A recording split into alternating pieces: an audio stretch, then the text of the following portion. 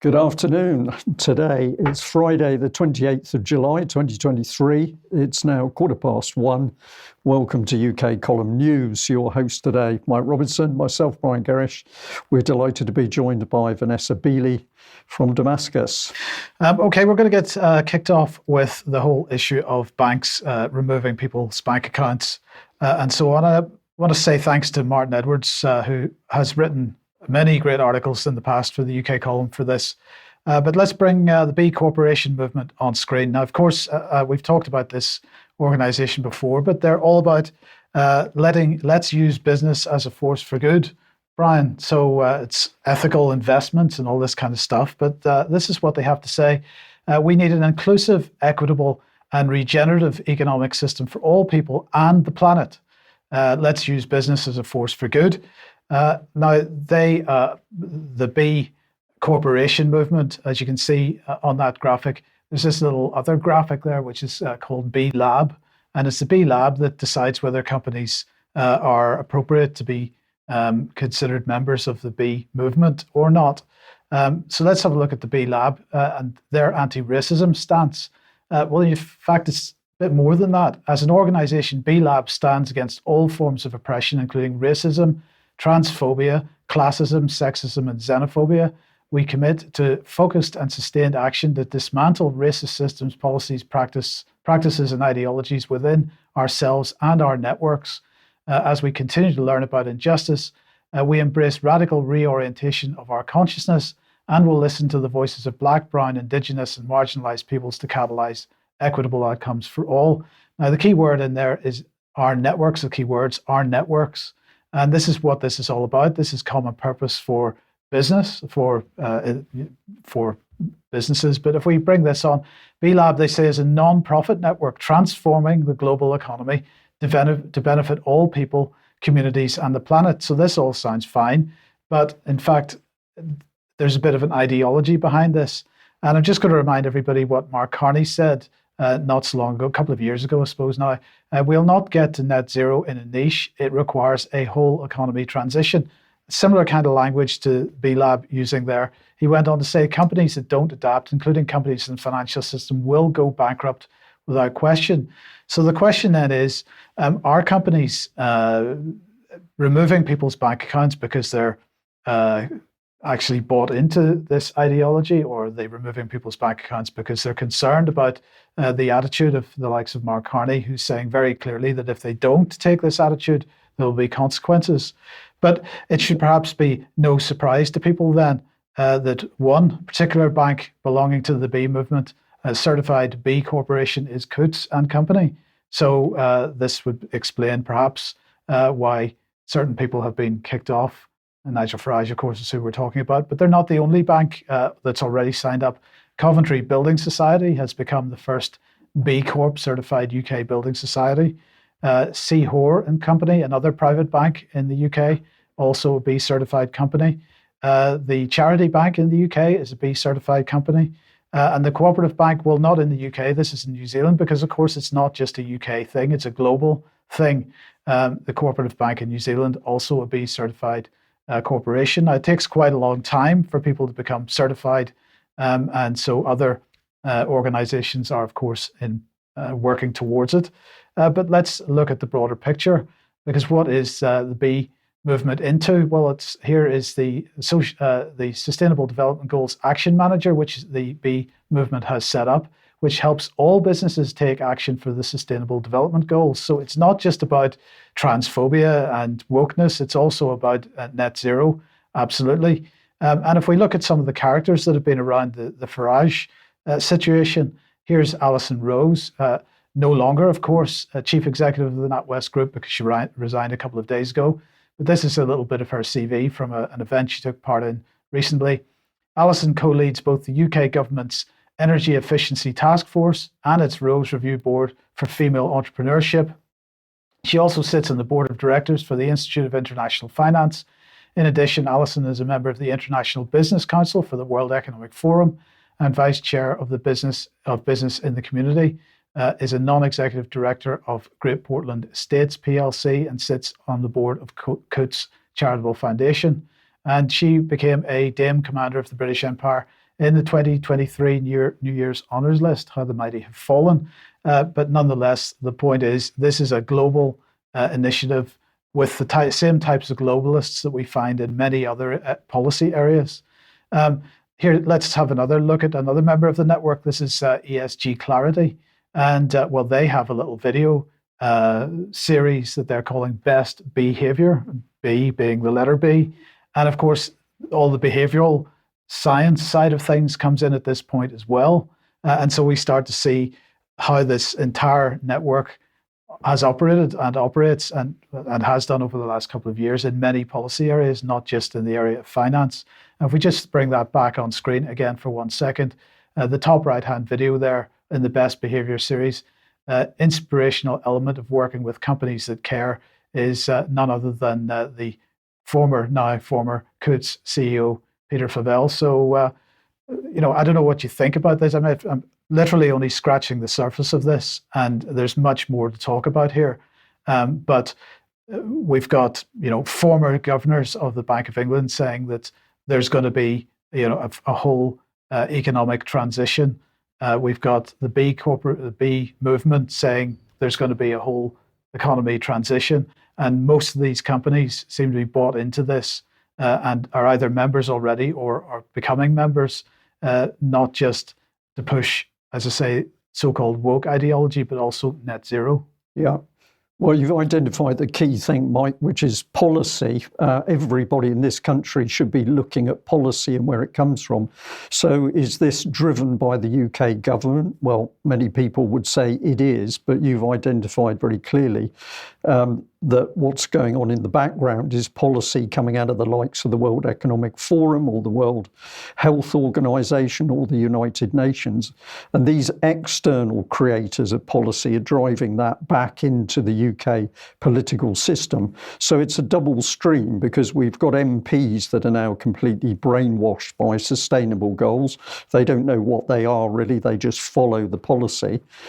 So we've got some of it coming through Parliament, the civil service, and we've got a lot of it coming in through these globalist corporate think tanks like the World Economic Forum.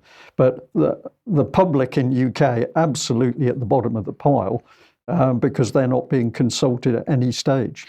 So we're going to have much more on this in the coming days and weeks. We'll talk a little bit more about it in extra.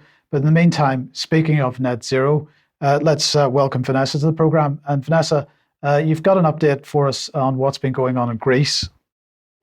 Yeah, I mean, just extraordinary how the media jumped on this story, and according to people actually on the islands affected, mostly Corfu and Rhodes, wildly exaggerated, although, of course, the fires themselves have caused tremendous damage. So first of all, let's look at Corfu. There are claims by officials that it was started by arsonists. Also in Rhodes, the next slide, there's actually a video which is allegedly of somebody starting the fire in Rhodes, and firefighters have said there are indications of arson. But let's see how I kind of picked on the BBC, but they weren't the only ones to be reporting on these fires and to be turning it into, in my view, a highly exaggerated version of events. So first of all, 2 die in Greece plane crash. It's one of the planes actually being used to extinguish the fires crashed, killing, I think, 2 on board.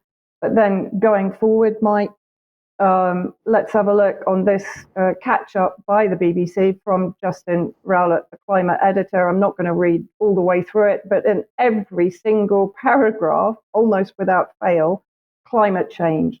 They found the southern European heat wave would have been virtually impossible without climate change. Well, I'm also being told that the temperatures currently in Greece and in Italy are pretty seasonal norm. But as you see, he goes on for climate change. It's impossible in pre-industrial times. Now will become effectively fairly normal weather. Frightening indication of how the global climate is changing. Total scaremongering by the BBC. And it continues on their front page of their website.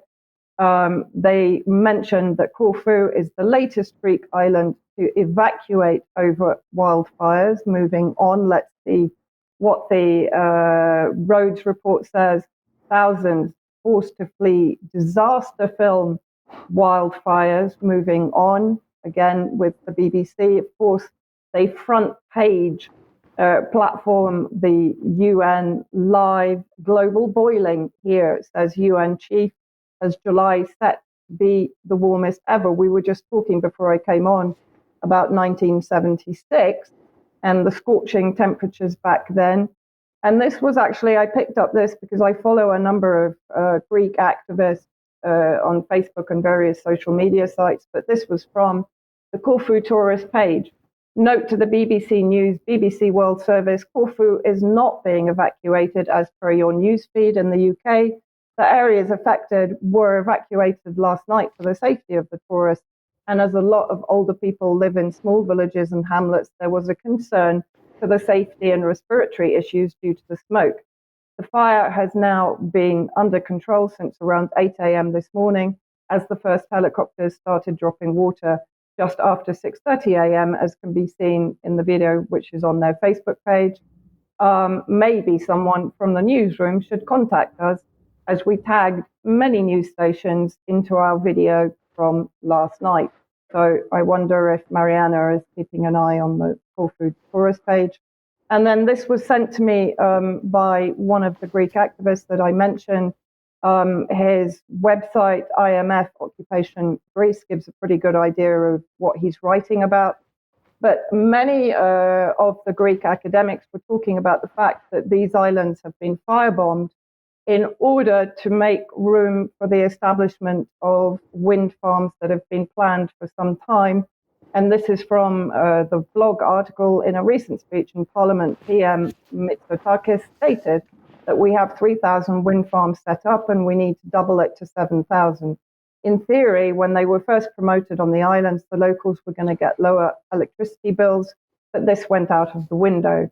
Each wind turbine costs at least 1 million euros without the setup cost. The actual turbines destroy the ecosystem by not allowing pollination by bees, as they cannot fly through, let alone the amount of concrete needed for the base, which destroys the natural contours of the mountain, and the residue of collapsed wind turbines that end up in the mountain streams we are drinking. Of course, local contractors make money on building the base of these wind farms, and they promote the official line that I can't read. Yeah, sorry about that. Missing. No worries. And obviously, there are other environmental issues with the wind farms that are being talked about. Also interesting that the Greek activists themselves are not allowing authorities and officials onto the burned out land. They are insisting on forming reforestation groups and therefore preventing any wind farm strategy from the authorities, both in Greece and in the EU. Okay, Vanessa, thank you very much for that. Well, I'm smiling as you're talking. It's very serious what you're reporting, but you're on to the subject of propaganda from the BBC. I go researching a separate way. What am I on to? Propaganda by the BBC. And where are we talking about? Ukraine. Here's the BBC headline. Ukraine war. Kiev claims success as southern fighting intensifies. But if we just put a label on this is complete propaganda, but we got the lie of the Ukrainian offensive success to keep the NATO proxy war and the slaughter going. So the BBC here wants this war to continue. But look at this headline from the BBC. I think we need to bring a question mark in on this one. So this is a day ago. Ukraine's Western armour struggles against Russian defences. Russians use layers of mines to prevent Ukraine's advance on the southern front. So the BBC's got a bit of cognitive dissonance here. What do? They simply report what they are told by the Ukrainian military. So the first comment here is talking about a new phase of the counteroffensive. Says that's a bit premature, but it says they're getting closer to breaking through Russia's defense lines in the south. This is a complete and utter lie, easily provable by the reports from the front. If we go down to the second one, we've got a gradual advance, and we've got mention of Melitopol and Berdyansk. This would mean that the Ukrainians had taken huge swathes of Russian-held territory. That's also a lie. And if we go to the final one, it's talking about if Ukraine's forces are able to make further progress in Robotny. Now, we're going to have a little look at that, but see Melitopol mentioned again. This is seeding the UK public that there's real progress being made. Let's focus in on Robotny here. Now, I'm delighted to say that there's many good people reporting on the war in Ukraine. I've just chosen Military Summary today because they've got some particularly good and clear maps. But let's put in Robotny here on the left of your screen. This is all on the Zaporozhye front. And this is a pocket that the Ukrainians have attacked again and again, losing vast numbers of vehicles to the extent that it's being mockingly called Bradley Square. It's effectively a graveyard for armoured vehicles. And the Ukrainians are just following one failed attack after another without making any significant progress in this area. They're simply leaving the wreckage and the dead bodies behind. And this is a little bit of an audio of a video report. I'm just going to play it in the background. But we've got the same pocket, but what's coming up on screen is little video clips of how the Russians used Lancet drones. This is nothing to do with mines. This is the Russians using a highly efficient drone system to kill Ukrainian armor in the pocket. And there are many pictures now showing the landscape literally littered with vehicles, including Germany's Leopard tanks, American Bradley fighting vehicles, and other Western arms. So the BBC trying to put all the blame on Russian mines is simply not true, because the Russians are demonstrating that they've got a really remarkable ability to kill off armor using this particular drone, aside from the intense artillery barrages which they have available to them.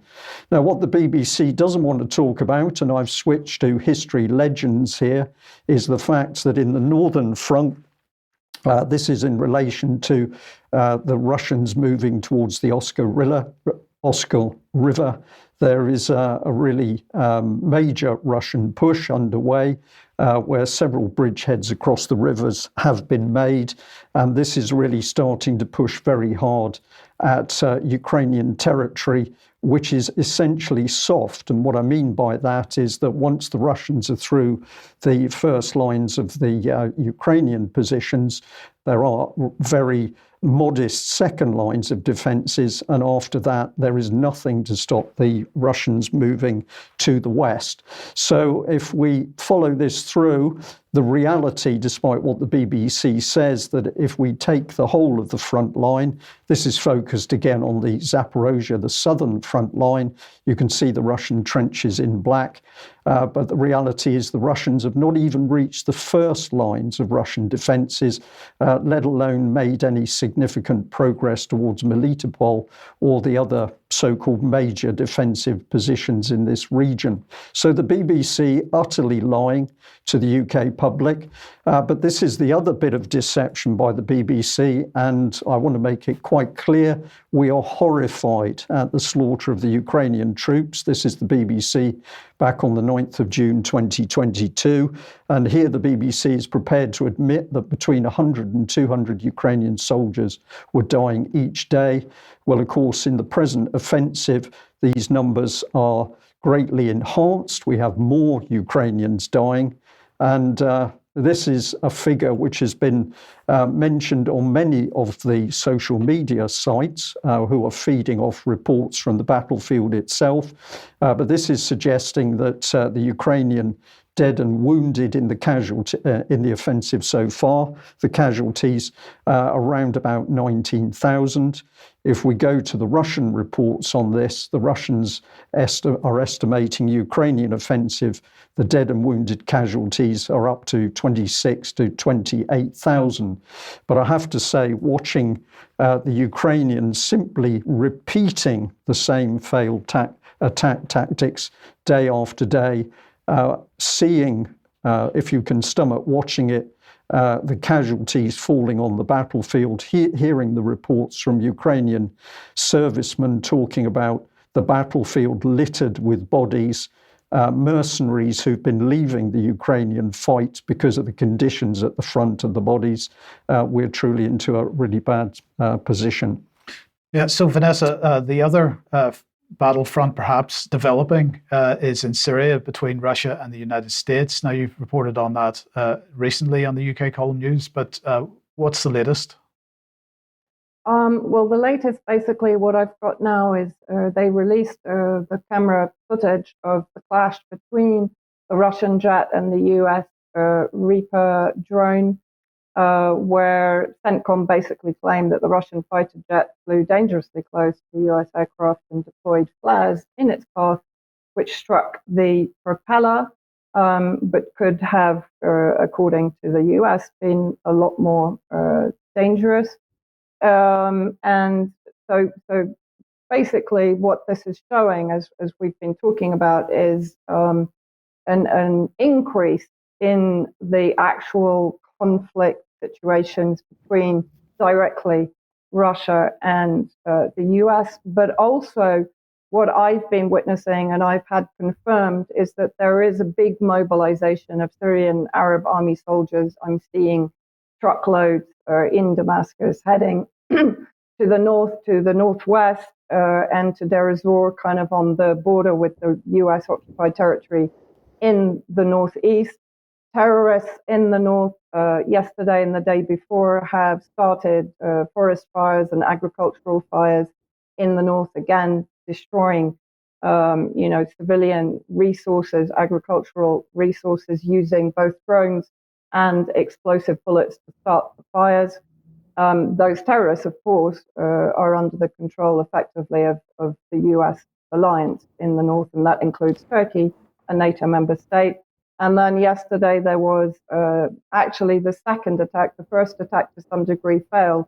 And yesterday there was a major attack, which we can watch the video of now, and I'll talk very briefly about it afterwards.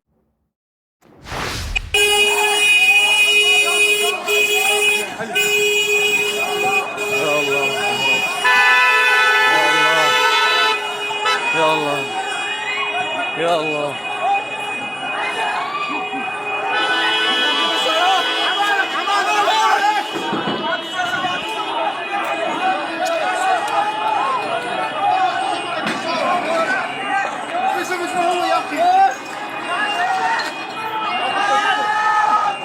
يلا يا شباب اسعاف يا شباب اسعاف اسعاف شيلوا معه شيلوا معه لك شيلوا سيارة لك هاتي سيارة يلا يا شباب يا لطيف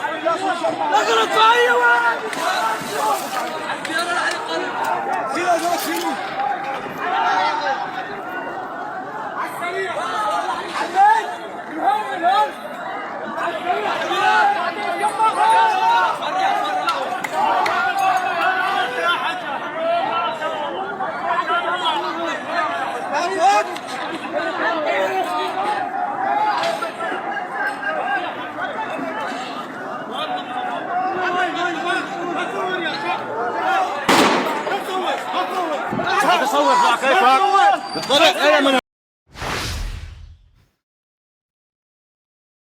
So the attack itself left 6 dead, 23 injured, and the majority were women and children. This was in an area called Sidi Zainab town to the south of Damascus. We know, of course, that I mentioned last week that the US is building up its troop presence not only in the northeast and central Syria, but also in Jordan and in Anbar in Iraq.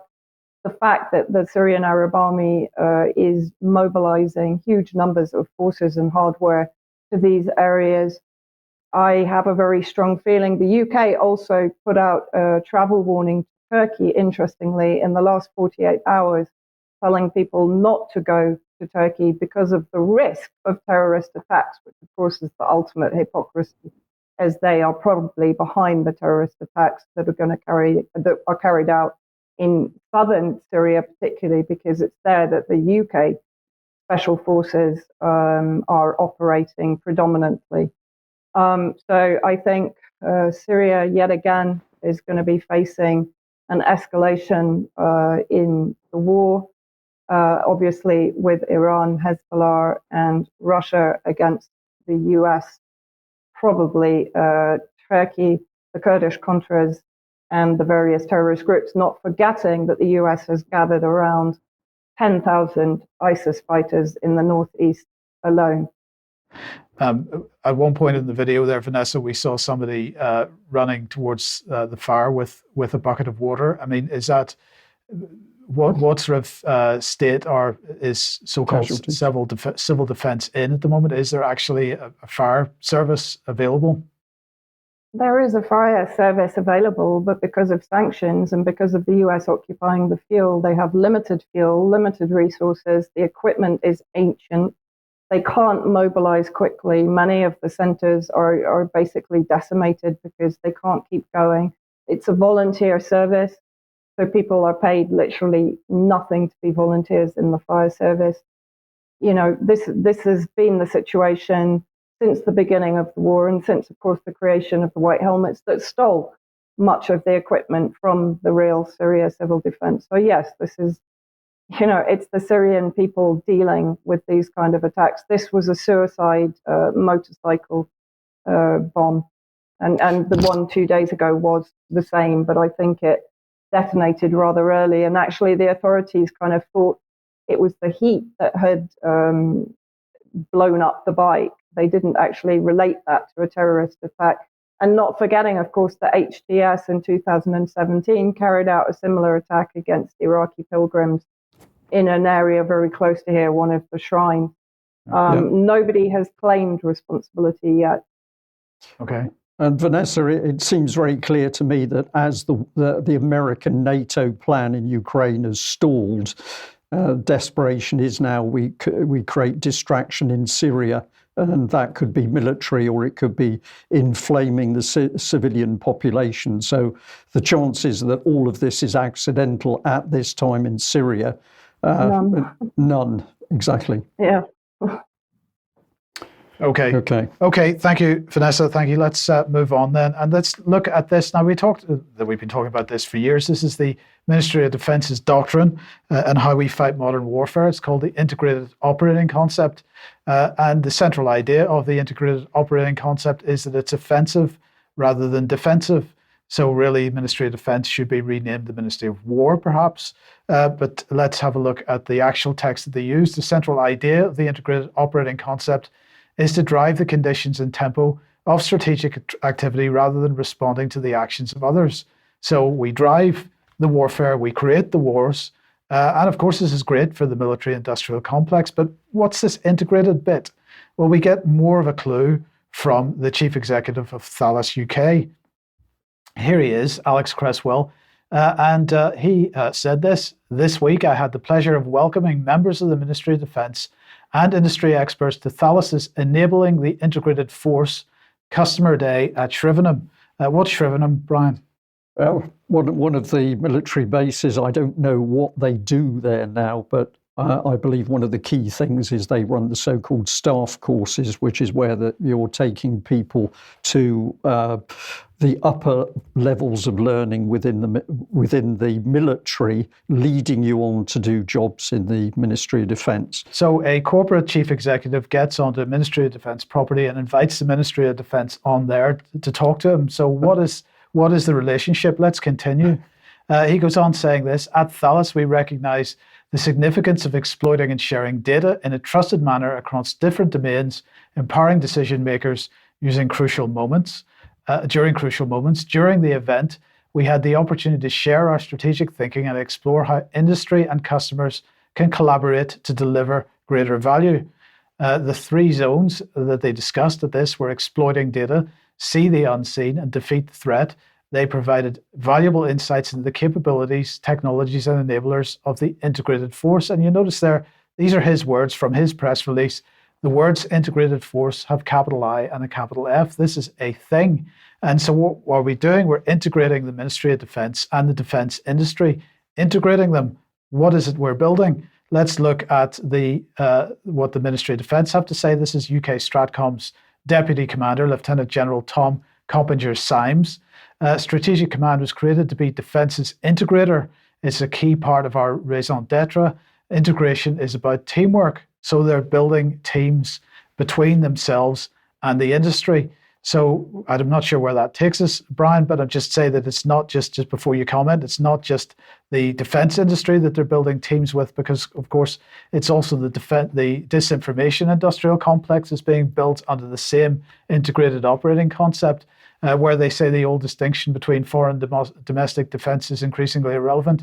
When fake news appears to originate not abroad but at home, it gains credibility. And so they have continued to build this. And just to finish off, of course, we talked about years ago the fusion doctrine, where they were talking about building a culture of common purpose across government. They now seem to be extending that outside of government to the corporations, a common purpose, an integrated force. It's quite an incredible thing they're developing here. And when we lift the lid, as you've just done, it's very obvious to see what's going on is not right, because this is nothing to do with a nation state, the UK, defending itself. This is something else being built. What I couldn't think of when you initially asked me the question just now, it's the Defence Academy, which is based at Shrivenham. And of course, we've now got a mix of defence and other countries, other companies coming in. Thales is not even a British company, it's a French company, if I remember correctly. And so this draws us back into all matters to do with EU and the Defence Union, which we say has never gone away.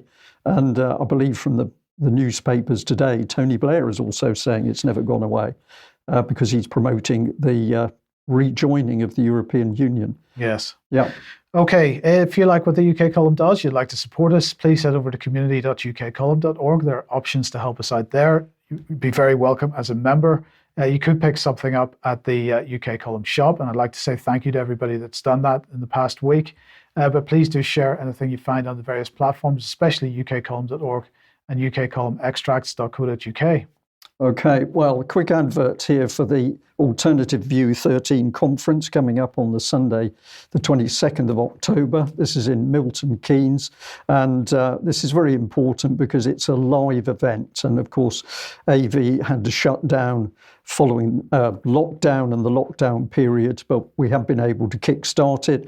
I'd just like to add for the audience that we are assisting, UK Column is assisting the Alternative View team to get going again. We do not run this. This is for Ian Crane's old team, but we're delighted to help. And I'm delighted to be a guest speaker, but I will be handing the baton over to Gary Fraun, who's also been one of the key Alternative View speakers over many years. So big success and well done to the Alternative View team themselves. We'd also like to say that March for Freedom will be assembling at the Sundial in Plymouth City Centre at 12 o'clock on the 29th. So we've got more evidence of people who are deciding not just to sit at home, but to get up and speak out about what's happening. Yes. Okay, let's move back to Ukraine. And Vanessa, we were talking about Captagon in Syria a couple of weeks ago, but RT seems to have pushed something out, perhaps has some bearing on this story.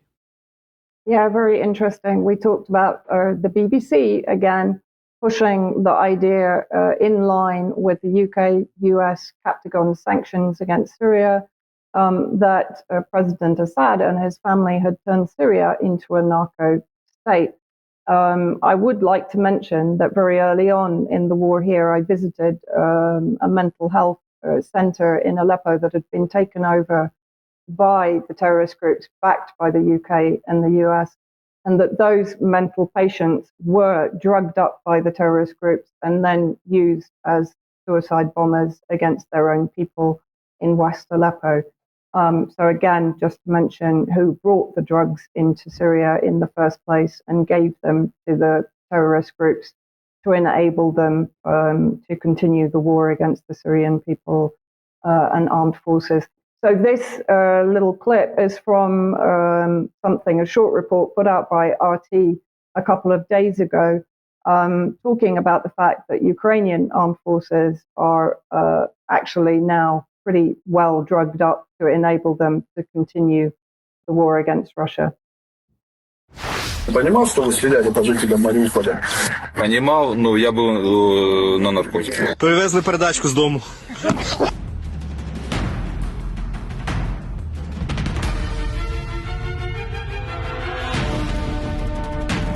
Боевой медик Федорович. Ну, я видел, что он выдал шприцы, инъекции на толпу, сказал, типа, пацаны, кто боится, вот, нате, типа, взбодритесь, чтобы не было страшно. Взяли просто, раздали наркоты и отправили убивать врагов.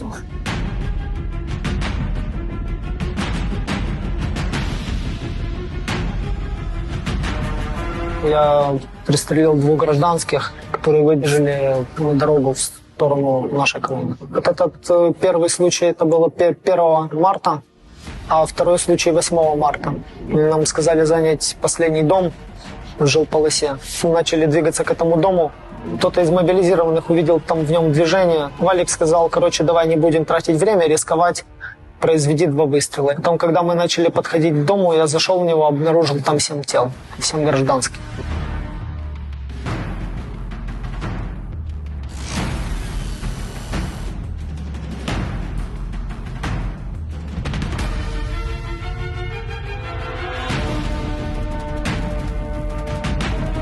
Офицеры закрывали глаза, то, что курили там ВСУшники, травку даже нюхали, тоже закрывали.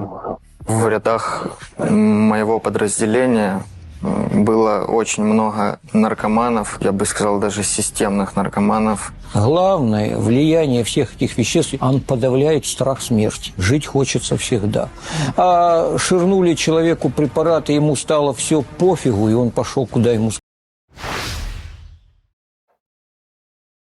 Quite extraordinary, really. And yes, you know, this is an RT report, but it's not as if Ukraine doesn't have a history and Ukrainian leadership doesn't have a history, and Joe Biden and Hunter Biden don't have a history of drug dealing in Ukraine. So I think it has a degree of credibility to it. And we should also say, Vanessa, of course, that we only have to go back to the Vietnam War to remember that there was a similar horrific problem amongst American troops. And if I remember correctly, some of the worst atrocities, it was openly recognized, were carried out by groups of American servicemen who were high on drugs. Similarly, when the Russians were in Afghanistan, they had problems with their own troops. But a large part of this is to do with the stress on the troops at the front. And effectively, to me, it's a sign of them breaking, which is no disrespect to the men fighting. It is a reflection on the fact that these are created wars and nobody cares about what happens to them or the people who suffer as a result of the actions they take. Okay, well, let's move on then, Vanessa, to Ukraine and the issue of child trafficking. Yeah, I mean, what I wanted to focus on here is the persistence by the UK and the US and the aligned media, including, of course, the BBC, that Russia is forcibly deporting children from Ukraine and taking them to prison camps inside Russia. As I've said before, I've visited some of these children refugee camps where they're provided with occupational therapy, 3 meals a day, bus service into town whenever they want to go, educational help, etc., etc. But here we have James Cleverly in New York on the 17th of July, what he beating the drum on again.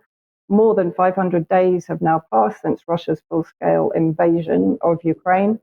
At least 9,000 innocent civilians lie dead, including 500 children. No idea where these numbers come from. Thousands more Ukrainians have been kidnapped, imprisoned, and tortured, according to James Cleverley. So he carries on. 19,000 Ukrainian children remain in Russian camps, and their parents, according to him, are desperately searching for them. A further 2.5 million Ukrainian men and women have been deported to Russia. Note the wording in this. I mean, it's extraordinarily deceiving, deceptive. These are barbaric crimes. Russia is trying to erase Ukrainian identity and cultural history. Of course, in fact, the opposite, that NATO has been trying to erase the Russian speakers in Ukraine, particularly in the Donbass, and the Orthodox religion. And he claims that Russians are using children as an instrument of war. But let's have a look at one of the organizations that he uses to back up his claims, an organization called Save Ukraine.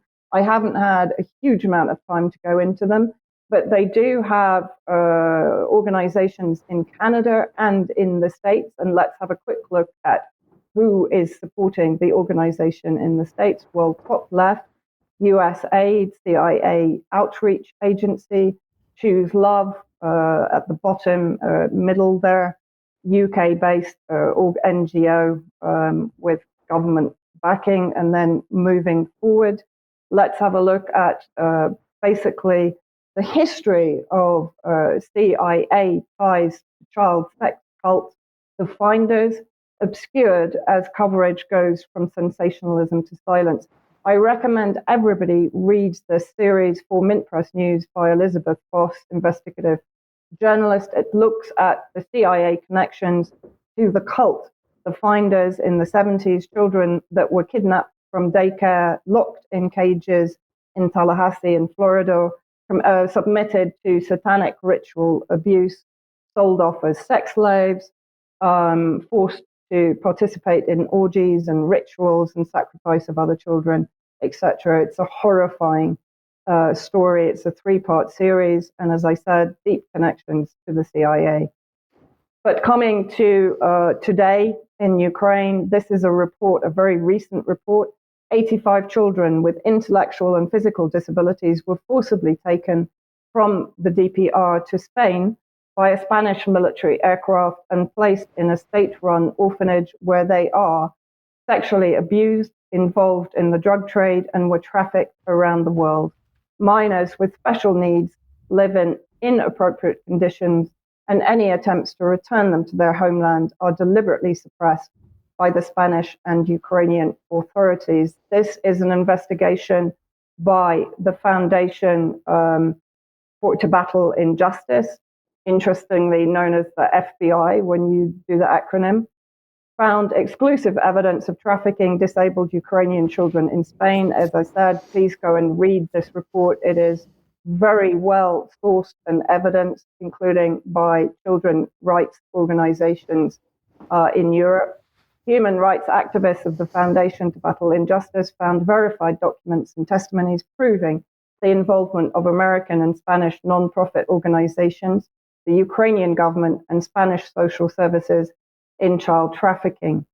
Not only this, there's a report out by Southfront, well known for their military reports really throughout the conflict in Syria. But this one, legalized sale of children for, in inverted commas, spare parts and Ukrainian justice. Why did the court release Transcarpathian child trafficker? So what's this story about? So the identity of this child trafficker was established, excuse me, as 43-year-old Denis Borody, a resident of the city of Uzhgorod in the Transcarpathian region of Western Ukraine. He had worked as a teacher in an orphanage, headed up the Uzhgorod gymnasium as an employee of the Uzhgorod City Council. He is presently the head of the Heart with Love charitable foundation, as well as the founder of the Transcarpathian Regional Youth Society of Orphans called SHARE.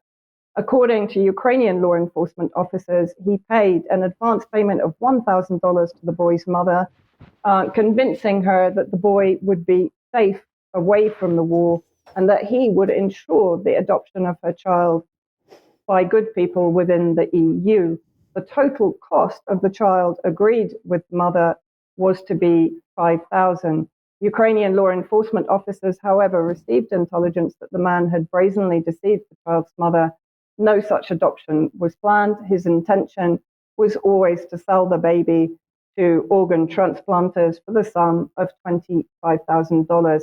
According to the report, this guy alone has carried out 3 of these child kidnaps, basically, and has sold them between the ages of 1 to 2 years for organ extraction. Countries involved are Germany, Romania, and Poland.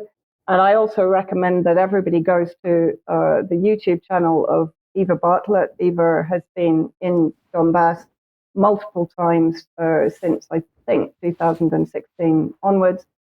And here she films multiple civilians who talk about Ukraine's white angels abducting children. And there he talks about the fact that usually, according to the law, there is a court order to take the child.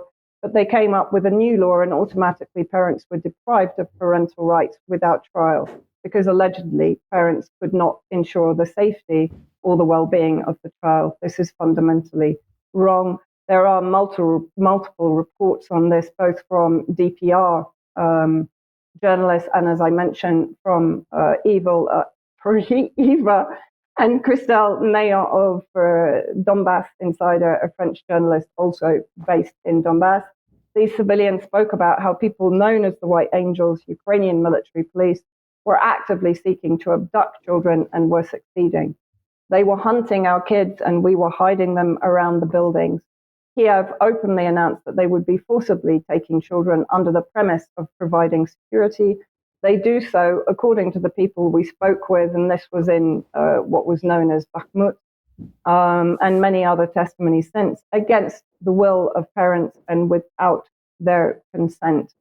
So, James Cleverley, the BBC, focusing on really a fraudulent aspect of the war that is yet to be proven, that Russia is mistreating the children that it is taking to safety from Donbass, while, of course, Kiev and the Ukrainian authorities are running effectively child trafficking rings and organ trade rings. Vanessa, thank you very much. Really serious subject. But of course, this abuse of children takes many forms in many different countries. And a few days ago, I was able to have a remarkable interview with a mother whose story, truly incredible. We will have the video for that available shortly. But just to pop this on screen, essentially, Devon and Cornwall police in large numbers, tooled up, helmets, riot gear, to take away a 16-year-old boy against his wishes and the protests of the family.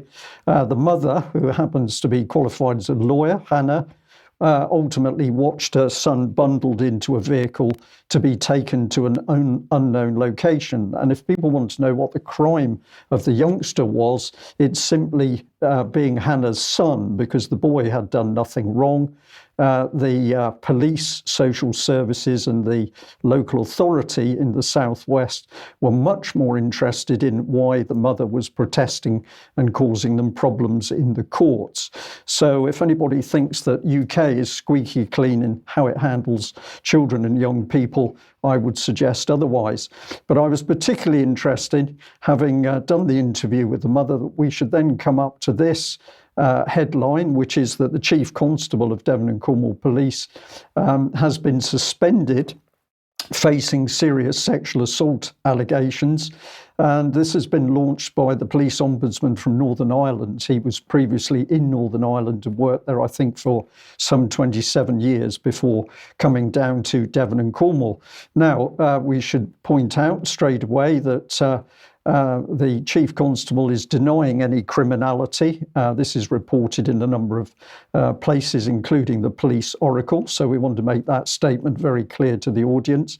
But let's also remember that we only have to go back to 2022 to see that Devon and Cornwall Police were joining 6 other police forces being put into special measures constabulary to face extra scrutiny over failures to answer emergency calls and adequately deal with sexual offenders.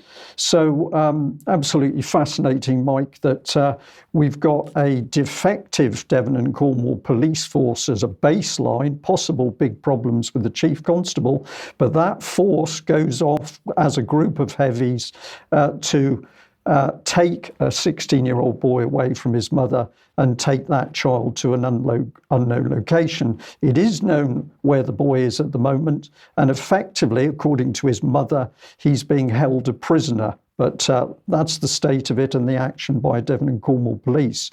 If we go looking for answers as to what the state of the Devon and Cornwall Constabulary is, no better place to go than their Twitter page. I'm not sure how we describe X, Mike, but I looked at X, and here was the notice of the fact that he'd been suspended.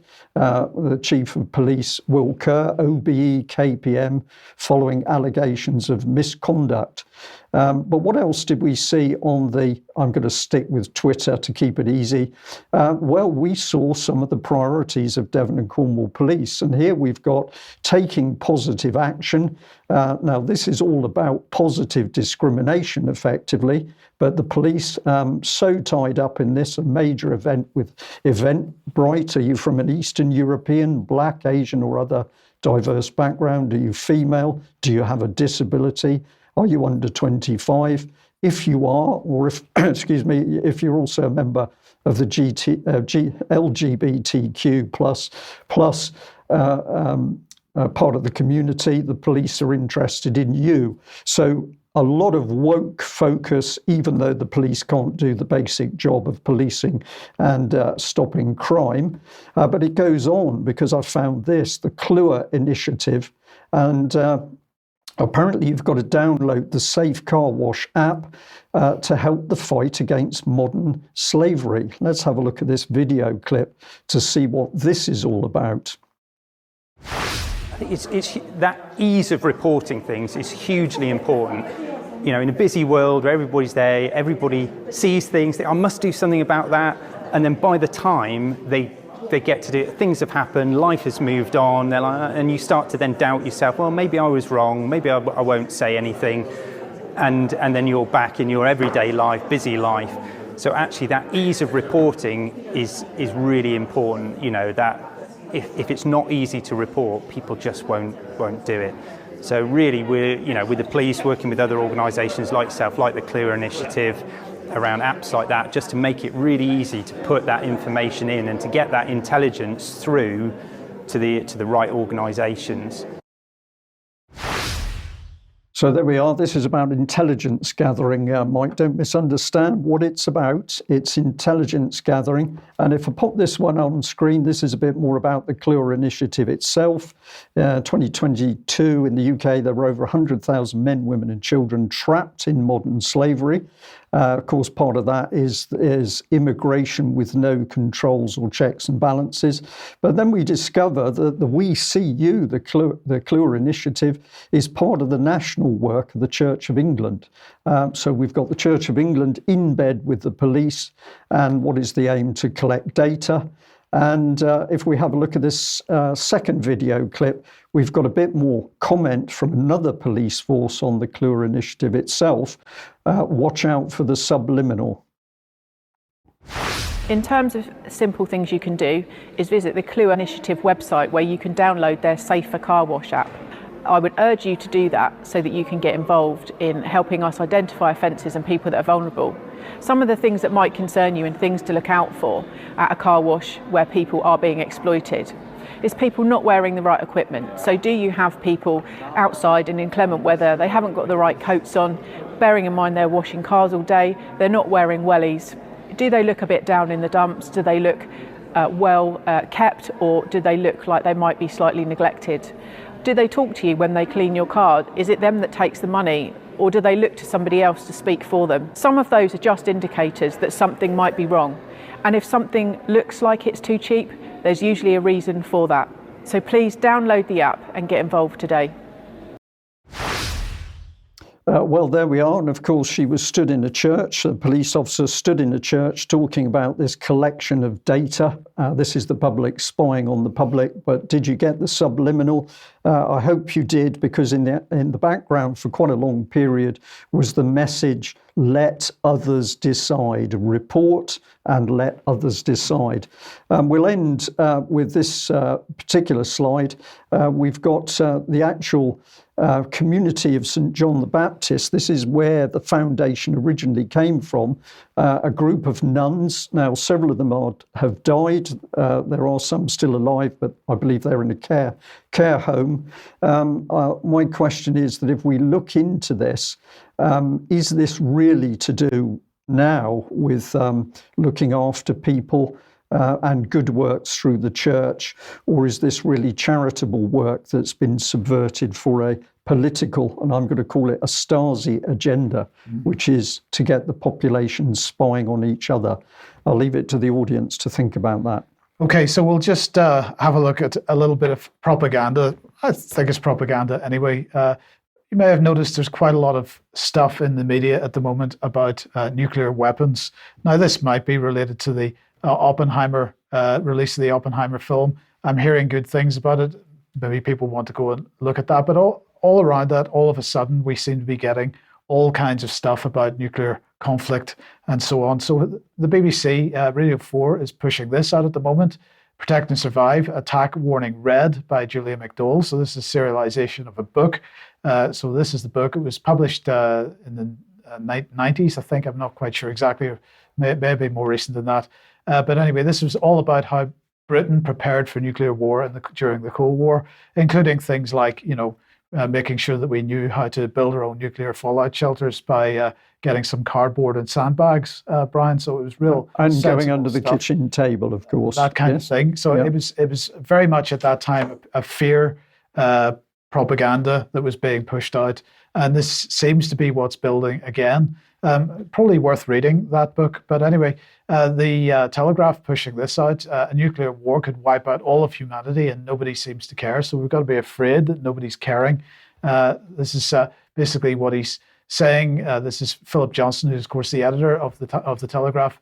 Perhaps we just don't want to think about it, but misunderstandings can bring nuclear war perilously close to reality. So we've got to be getting nice and afraid, Brian? Yeah, so it's nothing to do with creating a war in Ukraine to bring us closer to an actual war in Eastern Europe. It's all to do with misunderstandings. Yes, yeah. But probably the worst and most egregious little bit of propaganda is just in time for the next Remembrance Sunday.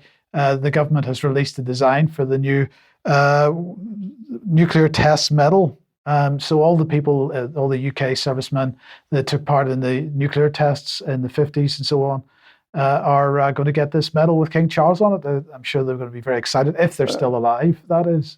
I'm stunned about this, Mike, because, of course, our government worked very hard for very many years to make sure that none of the servicemen who were damaged in the nuclear tests were ever given any compensation. And if I remember correctly, the crew of the warship HMS Diamond fought repeatedly for recognition and compensation after they were forced to sail through fallout zones, but the government continually blocked their efforts. So this is a cynical effort by the King, I think, here, Mike. It absolutely is. And I just make the point, I was having a look at one or two of the government documents about the issue of people, whether people had been injured or got cancer as a result of what happened in the 1950s with these tests, and the language used in them. Well, you could put that report alongside a report about COVID-19 vaccination,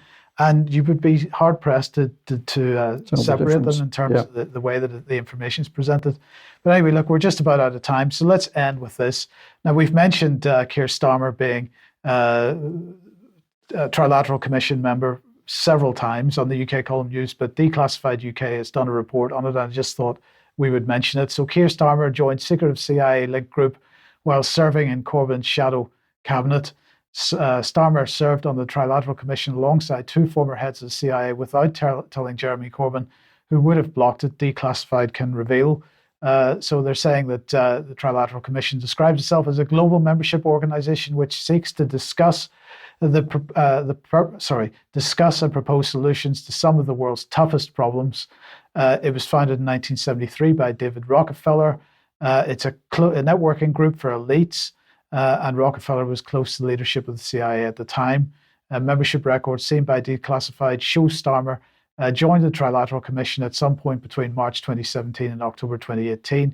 But they're saying he left again between April 2021 and June 2022. My question is, do you ever leave organizations? Well, I don't think you ever leave in the real sense, but it helps to distance yourself if you're going to get involved politically again. So you just move to the side, but you're still involved. And of course, Trilateral Commission is another organization putting globalist policy directly into place in UK politics. And if we just throw that back on screen, of course, Keir Starmer, one of only 2 MPs that have been members of the Trilateral Commission while they've been serving as MPs. The other was this man, Rory Stewart, otherwise known as Florence of Arabia. Reportedly, according to Declassified, and a former MI6 officer, the only other British MP known to have been a member of the Trilats while serving as an MP. And of course, this is also the man who refused to answer what he did while he was at the Bilderberg Group, while he was an MP as well. We're seeing that happening more recently with respect to Tobias Ellwood, that same approach that MPs are entitled to a private public life. We will continue to talk about that in the near future. In due course. Okay, thank you for that, Mike. Well, that brings us to the end of today's news. Thank you to Mike, thank you to Vanessa, and also a very big thank you to everybody who is supporting the UK column, because we can only do what we do with your financial support, and it's really tremendous what the people are doing who've supported us with donations or subscriptions to date, because we are expanding. So thank you very much. You're off for some well-deserved holiday, Mike, for a couple of weeks. So I will look forward to seeing people again at 1 o'clock on Monday. Thank you. Bye-bye.